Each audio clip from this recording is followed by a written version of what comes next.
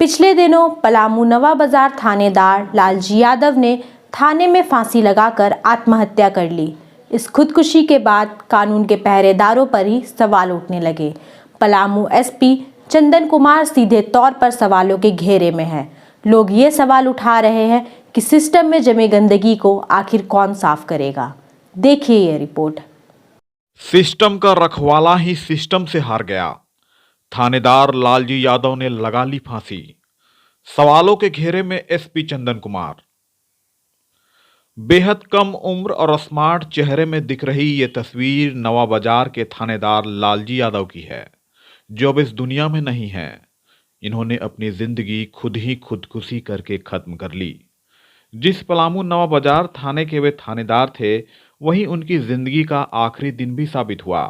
बताया जाता है कि पलामू एसपी चंदन कुमार ने उन्हें डीटीओ अनवर हुसैन से बकझक के बाद निलंबित कर दिया था। इसी दबाव में वो फांसी के फंदे में झूल गए। 2012 बैच के दरोगा लालजी साहेबगंज के रहने वाले हैं।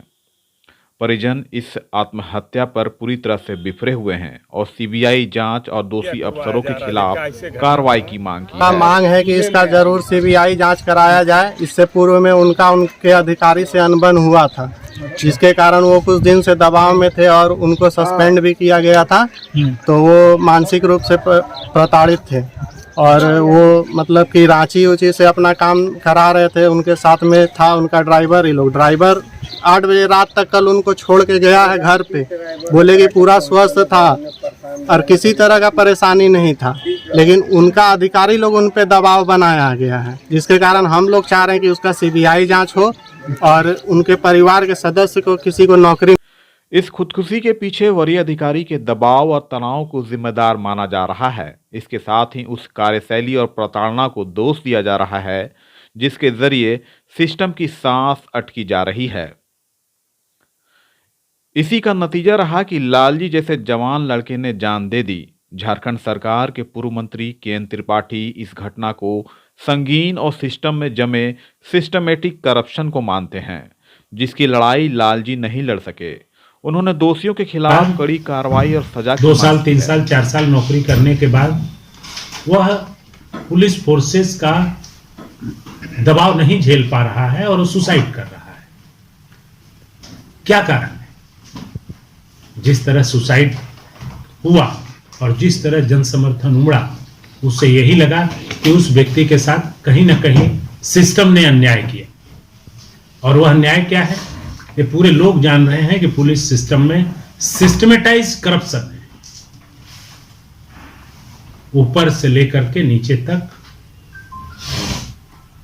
करप्शन सिस्टम का रूप ले रखा है, जिससे वो व्यक्ति नहीं लड़ पाया, उसने अपना जान दी। सभी पर हमने सहमति बनाई और ये मेरा कर्तव्य है कि इनकी सारे मांगों को हम पूरा करेंगे। इन लोगों का एक शिष्टमंडल माननीय मुख्यमंत्री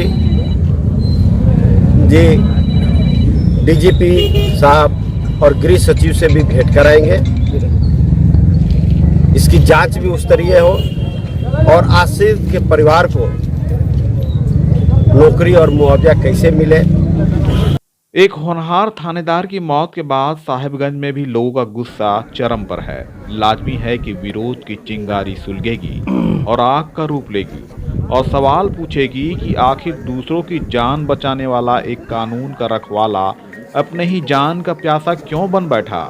कहीं न कहीं लालजी जैसे हालत राज्य और देश के किसी कोने में हो रही है, जिसे दुरुस्त करने की सख्त जरूरत है।